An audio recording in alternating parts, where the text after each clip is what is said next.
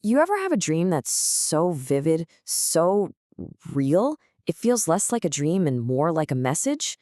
Well, sometimes a single vision can send us down a total rabbit hole on this unexpected quest to solve a mystery about ourselves, our path, and maybe, just maybe, the universe itself.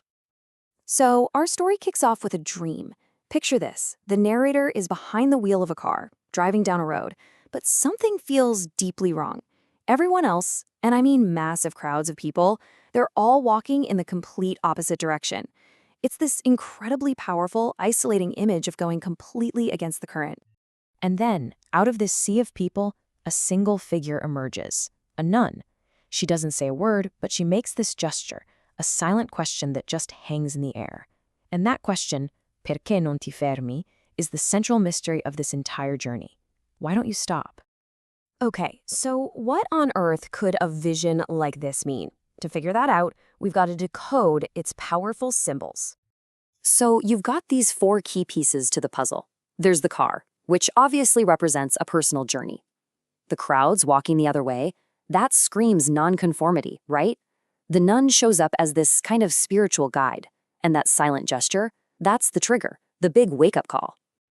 And this really is the heart of the whole conflict in the dream. Is driving against the flow a sign of courage, of having a unique purpose? Or is it just a sign of stubborn isolation, of missing the point completely? The narrator absolutely had to find out. You know, a dream this intense, you can't just shake it off. For the narrator, it demanded some kind of confirmation in the real world. And so the search began for a clue, for some meaningful coincidence that would finally unlock its message. The first connection came from a really unexpected place.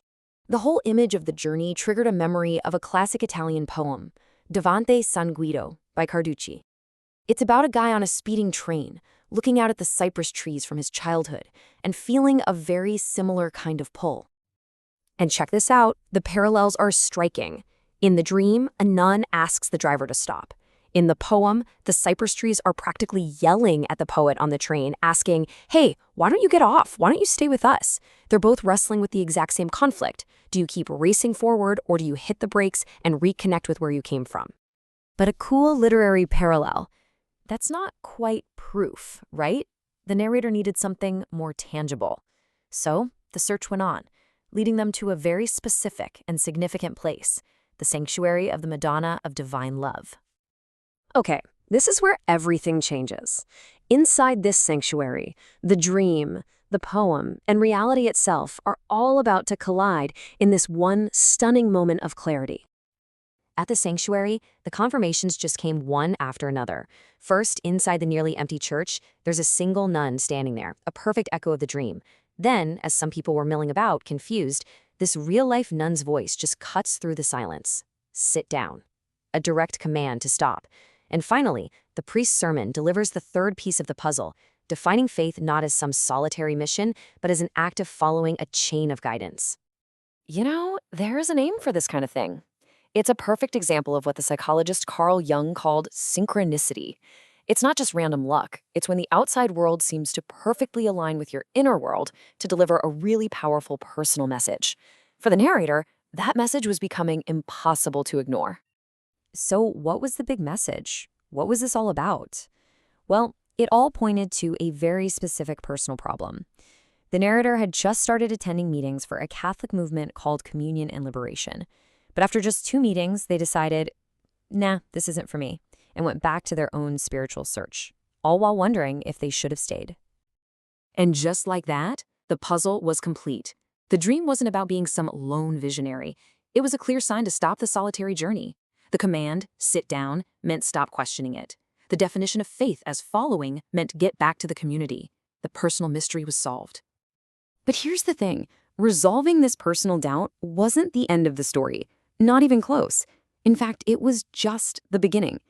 Because with this new clarity came a really critical insight, one that would spark a much, much larger mission. The narrator had this aha moment about why they had felt so conflicted in the first place.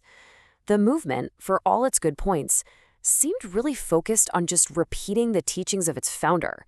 It used art and poetry to explore faith, sure, but it seemed to be missing this crucial drive to evolve.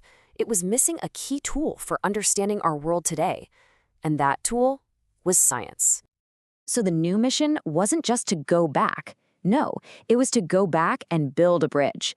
To make the case that science, everything from neuroscience to quantum physics, wasn't a threat to spirituality, but a powerful new language to help our understanding of the divine grow.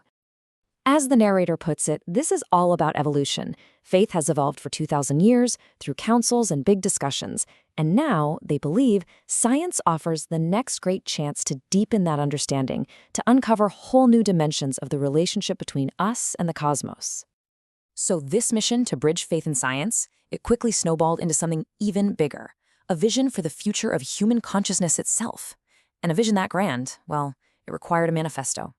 Okay, at the heart of this whole vision is a pretty wild scientific concept called autopoiesis. Stay with me here. Think of it this way.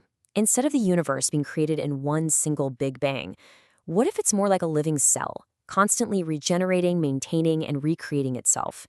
It's not a one-time event. It's a continuous process of self-creation. This model of a self-creating universe completely changes how we see consciousness. It means it's not something static or fixed. Instead, it's part of this cosmic process, evolving in an ever-expanding spiral, a pattern you see everywhere in nature, from seashells to entire galaxies. It suggests we're always reaching for new levels of understanding. This manifesto of autopoiesis, then, is basically a blueprint for humanity's next big step. It's calling for a quantum leap in how we see the world, arguing that reality isn't just a collection of separate things, but a fundamental network of relationships. It's a bold plan to finally bring science and spirituality together, framing this as the next great evolution for faith. I mean, it's pretty amazing, right? It all started with a simple dream about a nun on a road, and it ended with this grand vision for the cosmos. It really leaves us with a provocative question. If one person's inner vision can lead to a universal mission, what incredible potential is just lying dormant, waiting to be unlocked inside each and every one of us? From a moment of personal doubt to a manifesto for the future of humanity, it's just a powerful reminder that sometimes, to find the way forward, you first have to answer that call to just stop.